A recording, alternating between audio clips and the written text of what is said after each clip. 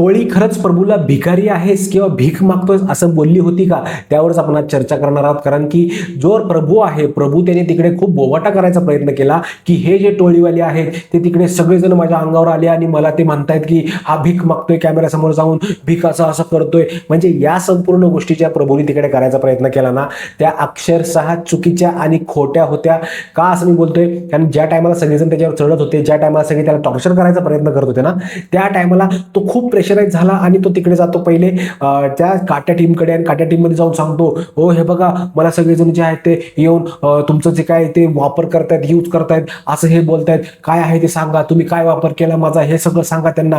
अशा प्रकारच्या गोष्टी ज्या आहेत ते करायचा तो प्रयत्न करतो. त्यानंतर पुन्हा येऊन बाहेर बसतो, दीपाली त्याची साईड घेते, दीपालीनी साईड घेतल्यानंतर दीपाली आत निघून जाते, पुन्हा जे आहे त्याला टॉर्चर करायचा प्रयत्न जो आहे तो तिकडे होतो. आणि त्यानंतर तो एकदम ट्रिगर होतो, त्याला असं वाटतं की चायला एवढे सगळे जण आहेत, सगळे माझ्या अंगावर चढायला लागलेले आहेत, आता मी कसं काय करू. आणि तो कॅमेरा समोर जाऊन खरंच तिकडे सिंपती घ्यायचा जो आहे तो प्रयत्न करत होते. अनुश्री तिकडे एक गोष्ट खूप छान बोलली, ती बोलते की तो वयाने जरी 20 वर्षाचा असला तर हाईटनी छोटा आहे, आणि ज्या टायमाला तुम्ही त्याला टॉर्चर करताय ना, जेव्हा तो त्याच्या टीम मधल्यांना घेऊन येतो ना, तेव्हा असं वाटतं की खरंच एक छोटा मुलगा आहे, त्याला त्रास देतात आणि आई वडिलांना तो घेऊन आलेला आहे. आणि अशाच पद्धतीने तो तिकडे कॅमेरा समोर जाऊन ते रडायला लागतो आणि म्हणतो की बाबा हे मला त्रास द्यायला लागले, सगळे माझ्या अंगावर आले, असं तसं. तर ते एक सिंपती घ्यायचं त्याचं कार्ड आहे आणि तो काय इतका साधा, इतका सिंपल भोळा नाहीये. त्याला एकदम डोकं त्याचं चालतं, कुठं कोणाच्या मागं उभं राहून खेळायचं, कुठं सिंपती घ्यायची, या संपूर्ण गोष्टी त्याला माहिती आहेत. आणि ह्या गोष्टी झाल्यानंतर तो जातो कोणाकडे, तन्वीकडे आणि काटा टीमकडे.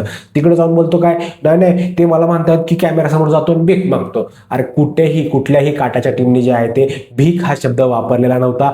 ते फक्त एवढंच म्हणले होते की गेला आता गेला आणि सिंपती जी आहे ती घ्यायचा प्रयत्न करेल. तो काही छोटा बिटा नाहीये, त्याला प्रॉपरली माहिती आहे की कुठं जाऊन काय सिंपती घ्यायची, आणि त्या पद्धतीनेच ते बोलले होते. तर हा संपूर्ण आरोप जो प्रभू यांच्यावर लावलेला आपल्या टोळीवर, तो संपूर्णपणे खोटा आहे. आणि तिकडे त्यांनी जेव्हा त्याला विचारण्यात आलं, तन्वी त्याला विचारते, त्याला खरंच तुला ते भीक मागतायत म्हणले का, तर तो म्हणतो हो म्हणले भीक मागतायत.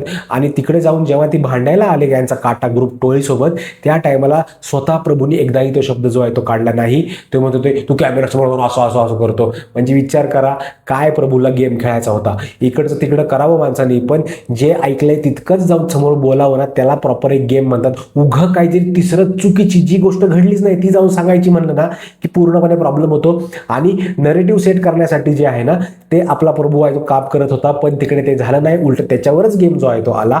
बाकी तुमचं या संपूर्ण गोष्टीवर काय मत आहे ना, नक्की मला कमेंट करून सांगा, कारण की तुमचं मत माझ्यासाठी खूप जास्त महत्त्वाचं आहे. भेटूया मित्रांनो पुढच्या व्हिडिओमध्ये. तोपर्यंत जय हिंद, जय महाराष्ट्र.